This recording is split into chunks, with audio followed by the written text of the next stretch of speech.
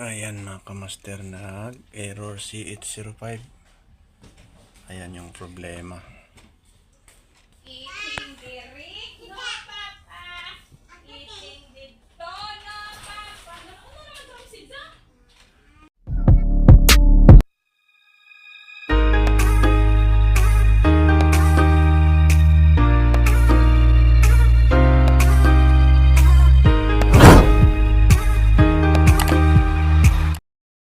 Mga kamaster, binaba na namin yung unit.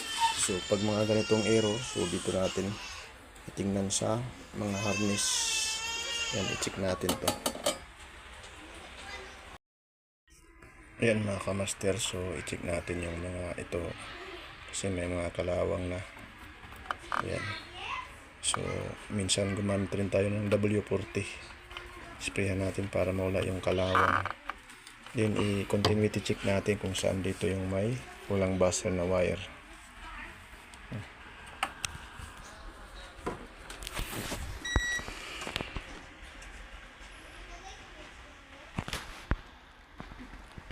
Yan, dito muna tayo sa itong area. So yung black dito, black.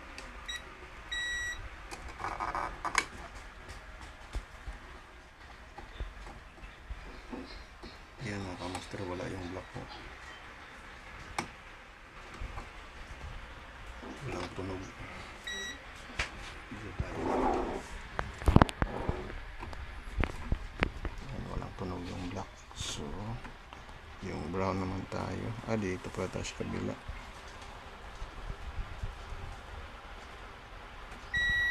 Yan, meron. Then brown. Brown. Sabi yung nilagay ko, ma. Yan, meron. Then yung red. Forma. Kasi kumakain ng Meron. papa. Then yung orange. Meron. Then yung yellow. Meron.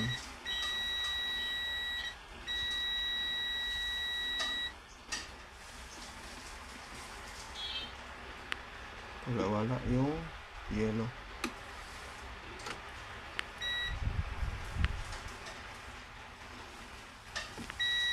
Yan din green.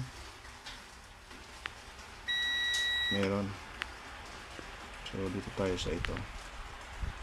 So papunta sa sensor.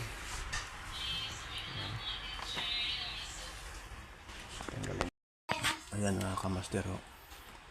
Ayan, kung makikita natin may mga kalawang. Yan.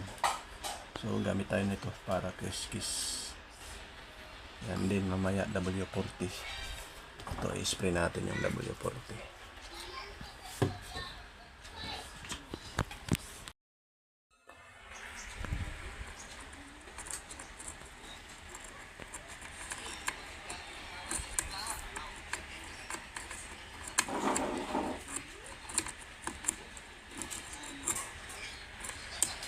Yan mga kamaster.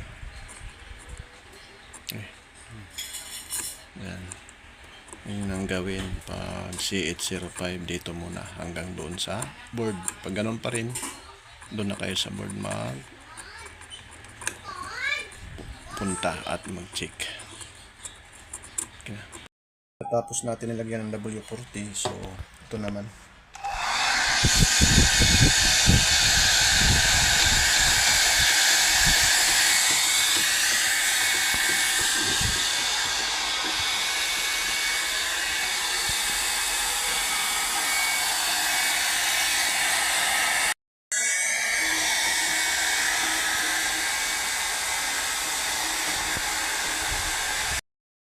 Yan mga kamaster, umikot na.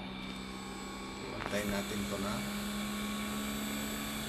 ibang C805.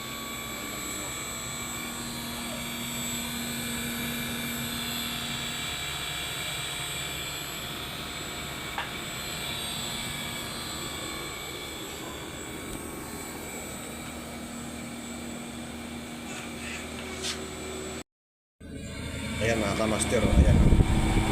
May moisture na, hindi namandar. Ayan, wala ng CH05. So, ayan mga kamaster, sana may natutunan kayo kung paano to i-check at i-repair pag ganitong mga problema. Kadalasan to, pag ang problema na ganyan, pag galing pa cleaning, after ma-cleaning ito, it's ganyan yung mangyayari, mag CH05. So doon lang kayo mag ano sa dito harness na area mag check. So hanggang dito ng video. Peace out mga kamaster.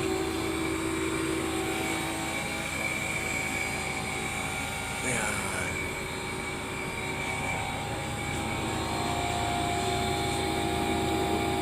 Hindi mapura, hindi. Mag-try lang ng super konti.